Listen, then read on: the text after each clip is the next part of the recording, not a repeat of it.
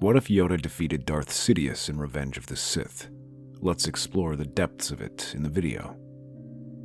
Palpatine watches as Yoda stands in the center of the room, his small figure casting a long shadow as he tosses his guards aside. The Emperor grins and reaches for his lightsaber, while Mas Amedda hurriedly departs. So, it's treason then? He raises his hand and blue lightning erupts from his fingertips, hurtling across the room with deadly force. Yoda raises his own hands, intercepting the attack and deflecting its energy back toward Palpatine. The Dark Lord leaps aside as his desk explodes around him. But he doesn't let the surprise get the better of him as he lunges forward. Their blades meet in midair. The Jedi Grand Master glances back at him as he rushes at Palpatine again. He doesn't move in a straight line, zigzagging at astonishing speed. His small form turns into a blur as he strikes. Palpatine steps back, blocking each attack and feeling the sparks flashing at his feet. He keeps the attacks back, but the Jedi Master is stronger than he expected. Power you have, but wisdom you lack. Short-lived your reign will be. Palpatine's face twists in fury as he swings with renewed energy. The blow would have decapitated him, but Yoda is somersaulting back. He raises the charred remains of Palpatine's desk and flings it at him. The ashes explode everywhere, leaving the Emperor temporarily blinded. He tries to swing his lightsaber but uses his other senses. But it is imperfect, and he struggles to block all of Yoda's attacks. Palpatine fails to anticipate a harsh kick that sends him crashing against the wall. He barely rolls aside as Yoda drives his lightsaber against the wall. The dark side is stronger than you could ever know, Yoda. Your precious Jedi Order is finished. He throws a push that sends Yoda stumbling back. Palpatine tries to repeat the attack, but the Jedi ducks underneath it. He counters and sends Palpatine stumbling out of the room, leading them onto the Senate chambers, where they leap onto one of the Senate pods. A whirlwind of Senate pods begin to tear free from their moorings. Palpatine hurls one after another toward Yoda. The Jedi Master calmly evades, flipping and jumping with an agility that defies his age. He lands atop each pod, using the Force to launch himself to safely with minimal movement. Finally, he catches a pod midair, stopping it in place. With a fierce look, he hurls it back at Palpatine, who barely dodges as the massive structure crashes into the chamber wall, shattering. But as he avoids the pod, Yoda comes leaping forward, his lightsaber slicing against Palpatine's chest. The Emperor screams in pain and collapses to his knees. The agony is overbearing as he tries to stumble aside. Yoda does not give him the chance to escape though, and although he feebly tries to block the attack, Yoda drives his lightsaber into the Emperor's chest. As Palpatine's body crumples to the ground, he breathes heavily, feeling exhaustion nearly taking over him. Despite that, Yoda knows he cannot stay. He had defeated the head of the monster, but the body was still writhing. He deactivates his lightsaber and runs off, leaving Palpatine's body where it falls. Unfortunately, Yoda's worries are proven correct weeks later when he reunites with Obi-Wan. Even with learning of Obi-Wan's victory and Anakin's death, they see from the HoloNet that the Senate, led by Mas Amedda, has used Palpatine's death as a way to further condemn the Jedi. He claims that they have turned their backs on the Republic. He proposes that the Jedi are to be killed on sight. His plan is met with overwhelming approval by the Senate, who applaud and vote in support. One of his agents, Vice Admiral Edmund Rampart, even proposes to raise a new army of conscripts who are not loyal to the Jedi or the Republic. This will act as the new force to hunt down the Jedi and mop up the remaining CIS rebels. The two masters look at one another, just as Bail Organa contacts them and warns them that they are no longer safe. The clones will be hunting you, Master Yoda. I suggest you get to safety. Safety seems to be getting rarer and rarer. Indeed. Although, you will be pleased to know that Ahsoka Tano survived. I was in contact with her during Senator Amidala's funeral. She is doing well. Or, as well as can be expected. Contact her for me, you must. Know the young Jedi's tale, I wish. In the Dagobah system, I will be. And I will take Luke to safety. Be safe, Master. And you, Senator. Yoda thanks them and makes his way to the Dagobah system. He creates a small dwelling for himself and begins to meditate on the Force. using the techniques of Qui-Gon to try and calm his mind. But uncertainty rocks the former Grand Master as he considers everything that's happened. He thought that defeating Palpatine would at least reverse some of the damage to the Republic, especially since Vader is now dead too. But instead, the Empire continues under different leadership. The idea of leaving the galaxy as it is for that long doesn't sit well with him. Although Yoda's long life has taught him the value of patience, recent events have reminded him of how quickly times truly move. Watching all his fellow Jedi fall, and how the galaxy has changed in a matter of days, has shaken him to his core. While he might live through the Empire, he knows many people may well spend their lives under their oppressive rule. But those thoughts are interrupted by the sound of engines. He senses Ahsoka's presence within the arriving Y-Wing, but Yoda tenses as he sees Captain Rex. His hand moves towards his lightsaber, but Ahsoka shakes her head. It's all right, Master Yoda. Captain Rex isn't here to hurt you. The clones turned against the Jedi they have. Not willingly. They were forced to, through inhibitor chips built into their brains. That won't be happening to me, though. He pointed at his scar where it used to be. Yoda relaxes and invites them inside. As he prepares their meal, Ahsoka recounts everything that happened. She explains how she managed to escape the ship with Rex, and Yoda explains what he saw in Coruscant. He stares at Ahsoka's eyes as he explains how Anakin turned to the dark side. Her gaze falls into her bowl. So Maul wasn't lying after all. He did turn. Blame yourself, you should not. Enough fault there is for everyone. For now, hide you should. No more is the Jedi Order, and hunted the survivors are. Stay out of sight, and avoid drawing attention, you must. His two guests stare at him, unsure how to react. But Rex bites his lip and shakes his head. All due respect, General. I'm not out of this fight just yet. My brothers are still out there. Thousands of them. I wouldn't leave them behind. I'm going to try and fight for them, but I could use your help. Yoda doesn't answer right away. He dips his head and stares at his food. Old I am. Not much help I will be.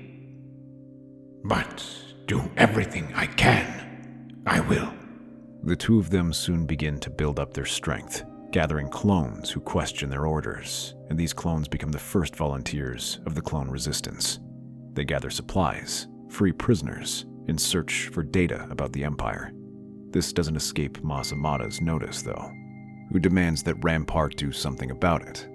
In response, the Vice Admiral searches for the best recruits in his new army and has them go under special training to create a special operations unit.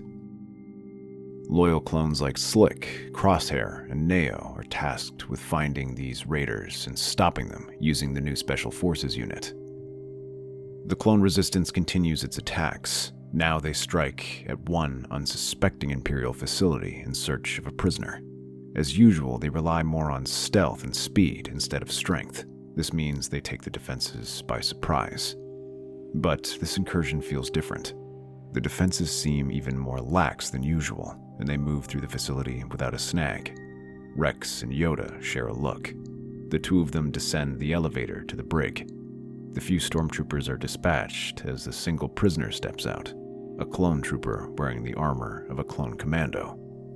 Are you Captain Gregor? Yes, sir. Are you my wake-up call? I'm your chauffeur. Oh, great. Where are we heading? Anywhere but here. I like the sound of that. He picks up a fallen blaster, and the trio make their way out. But before the doors even open, they hear the sound of blaster fire from above. Outside, Samson and the rest of the clone's resistance are struggling to hold back advancing Imperial forces. They form a crude barrier, as Imperial forces press them from both sides. Rex crouches down beside Samson. Status report. They ambushed us, sir. They're not regular stormtroopers. Better trained and better equipped. Right on cue, a blaster round takes out the clone beside Samson. But these aren't regular stormtroopers. They have dark gray armor and carry an assortment of weapons. One of them even advances with a flamethrower. making it hard for them to see and fire accurately.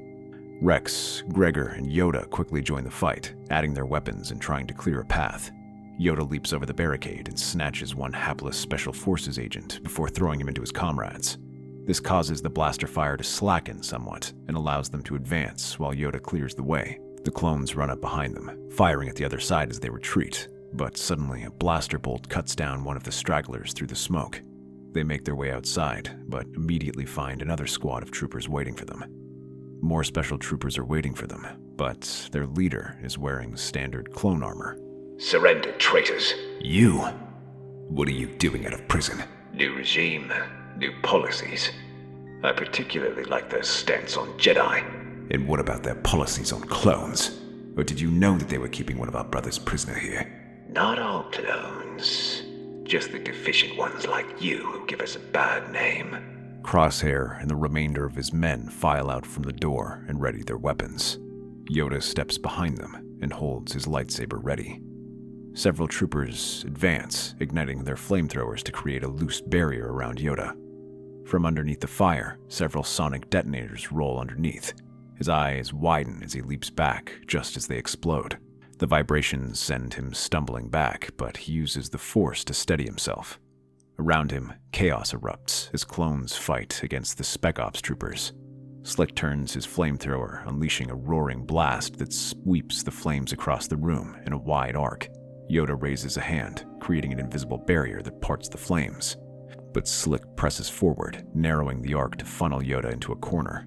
While he can't close the distance, a blaster bolt ricochets against the wall and strikes Yoda in the shoulder. He stumbles to his knees as several elite soldiers advance with electrostaffs. Rex blocks the first attack with the butt of his rifle and slams it against its wielder. As the others advance on him, Yoda steps forward, his lightsaber flashing as he blocks their attacks. The Spec Op troopers advance on him, but even wounded, Yoda does not slow down as his lightsaber easily parries their attacks and then throws them back. Slick tries to take this opportunity to advance again, but Yoda sends the barrier pushing outwards, letting the flames around him and throwing him back. But while this is happening, Crosshair prepares to aim, but is interrupted by a sound. Gregor leaps out, a blaster in each hand as he pours fire onto the Spec Ops troopers. His clone commando training kicks in as he dives and dodges through enemy fire without fear. His attacks are stunningly accurate, and he buys time for the others to escape in the chaos. This includes Yoda, who leaps onto Rex's back, and the two run onto their ship. Although the clones manage to escape with Gregor, they lose half their men, and the Empire considers this a success as it proves how effective their troopers are against the rebels. Neo moves on the other offensive and tries to hunt down the clone resistance. He sends his troopers out on various worlds suspected of sheltering or serving as their hideouts. While this does eliminate some pockets of resistance, the leadership and most of the rebels manage to escape. In many cases, they just barely manage to avoid the Empire with the skin of their teeth. They hop from planet to planet, launching a guerrilla war against these new units. They learn that they aren't easily fooled, as stormtroopers have the training to face clones face to face. So instead, they focus on hit-and-run tactics and try to keep them on their toes. Fortunately, the clones prove to be highly effective in this strategy, as they at least avoid destruction. The fighting also seems to awaken something in Yoda. Seeing the evils the Empire is committing right in front of him while he fights alongside guerrilla units reinvigorates him. He's reminded of why he became a Jedi, and that was to help people and keep the peace. For the first time in many years, he truly feels that way. Every village they free from the Empire and every prisoner they rescue fuels him with that righteous fury. Meanwhile, the Empire is growing anxious about the rebels' success. While they can take out some units, the main force under Yoda and Rex remains elusive. One of the only ways they manage to consistently draw out the Jedi and clones is by attacking civilian targets. While this initially works and leads Yoda and Rex to revealing themselves, they always manage to escape. Worse, it leaves people beginning to chafe under their rule, especially without a strong hand like Palpatine. Instead, they decide to target a place that the public cares little about: Kamino. It also fits into Rampart's plan of ending the cloning program and replacing them with conscripted soldiers. They ensure this information is leaked to allow the clone resistance to react. Rex gathers all his best men and descends through the thick clouds, landing on one of the main platforms of Kamino. there are Kaminoan guards, mostly regular clones surrounding them. Still, Rex and Yoda remain calm as they raise their hands, allowing themselves to be taken into custody as they are escorted away, only demanding an audience with Lama Su. You've put me in a difficult position, Master Yoda. Your presence here puts my planet at risk. Give me one good reason why I shouldn't report you. No need for report there is. Arriving, the Imperial fleet will be. The Empire intends to halt your cloning contracts. I'm sure you're aware of that. I am. But that certainly doesn't mean that we are under threat, unless we defy the Empire. I didn't think you'd be so naive to think that the Empire would just let you walk away after that. The guards step forward, but Rex raises his hand and turns to face them. Brothers, you're not just soldiers, and you're not tools. You fought, bled, and sacrificed everything for a republic that no longer exists. Now the Empire wants to discard you. Yes, discarded the clone shall be. Serve well you did, and yet forgotten you are. Valued you are not by the Empire, and now destroyed your home will be. The tension thickens as more clone troopers and Kaminoan staff gather around, drawn by the commotion. They glance at one another. Uncertainty is now obvious, despite their helmets. Even Lama Su checks on him nervously. They plan to end cloning here on Kamino. Everything you've done, the battles, the friends we've lost, they mean nothing to the Empire. And it's worse than that. It wasn't even our choice. We were made this way thanks to the inhibitor chips in your heads. Gasps and whispers ripple through the crowd of clones. The rumors of the inhibitor chips were something all of them had heard, and many moved instinctively to their helmets. Is that true? Did you put chips in our heads? After a tense pause, Lama Su glances at the crowd and, seeing no way out, reluctantly nods. It was necessary to ensure obedience, as per the Republic's orders. The muttering among the clones grows louder. Several surge forward, pointing their blasters at the Prime Minister, but Rex waves them off. Brothers, I don't like the Kaminoans any more than you do, but now we face a bigger foe. The Empire. The clones all cheer and raise their blasters in support as Yoda broadcasts this message across the entire facility. Clones and Kaminoans alike look at each other, wondering what they've gotten themselves into, but preparing to face whatever may come. One of the first things they do is deactivate the inhibitor chips, allowing the clones to retain control of themselves. Not long after, Neo's Imperial fleet appears in the sky, ready to face off against the few Kaminoan ships there. On the surface, the clone resistance prepares its defense. Just in time, too, as several gunships break through the clouds. Although anti-aircraft fire begins to rain down on them, several gunships manage to break through and pour fire into the hangar. Clones leap aside and dive for cover as the hangar erupts in flames. Once the resistance slackens, the doors open, and elite Spec Ops units start to march out, advancing into the barricades. Rex and Yoda are at the forefront of the defense, rallying their troops while giving orders and keeping units organized. Several Kaminoan ARC troopers join them in this fight, commanded by Gregor, who acts as an elite unit, blunting several enemy attacks. However, the shattered defenses begin to give ground, and fighting spreads across the city, especially as more gunships arrive. In the air, two fleets battle, with the Kaminoans getting the worst of it as they cannot match Neo's fleet size and aggression. Rex and Yoda halt the attack somewhat, both keeping their ears open for any signs of Crosshair and Slick, but no one in their comlink has eyes on them. Something doesn't seem right. Those two should be leading this attack. Indeed. Troubling news this is. Perhaps hiding they are, skulking in the shadows. All right. What's the most likely place they would strike? If they want to destroy this facility, they would either need to target things like the reactor, the support struts, or the command center. Rex orders Gregor and Samson to secure these areas with his ARC troopers, and soon after, they get their answer. Sir, we're facing some trouble here. It looks like you were right. The Imperials are pushing hard into the reactor. Yoda realizes that Gregor is too far away to help them, and gathers Rex and runs to the reactor. They arrive just in time, as Slick was holding on to Samson by the throat and points a blaster at him. Sorry, brother. He's interrupted by the sound of footsteps as Yoda and Rex come flying back. Slick throws Samson towards them, but Yoda catches him with the Force and drops him to the ground. But he's nearly taken as Crosshair shoots, ricocheting across him. Rex narrowly dodges it and fires, but his shots are not nearly as accurate. The two clones disappear into the reactor, leaving the pair to follow after him. But as they enter, Slick suddenly leaps down from above, his staff arcing towards Yoda. He swings low, but the Jedi hops aside. Slick's lack in training reveals itself, and his attacks soon become defensive. That's until another blaster bolt ricochets across the massive reactor. The size of the building ensures that they can't properly see where it bounces. This forces Yoda to dive aside as Slick tries to stab at the Grand Master. But Rex catches the attack and punches him. Crosshair stands atop one of the conduits and continues firing against Yoda. Instead of firing straight, he continues to bounce off shots, making it hard for Yoda to predict where they will strike. Meanwhile, Rex and Slick continue their duel, the former captain using his blaster rifle to bat aside Slick's staff. He tries to ignore the electricity, but each clash leaves his hand growing a bit number. Yoda meanwhile tries to knock Crosshair aside with the Force, trying to grab onto him or hurling objects at the clone. But the clone predicts this and leaps from cover to cover while pouring fire down. Despite that, Yoda remains equally untouchable. His small body mixed with his agility and speed make him an impossible target. Slick gets an idea. He picks up a sonic grenade and rolls it towards Yoda. The Jedi Master glances down as a blaster bolt ignites the explosive and drops Yoda to his knees, clutching his ears.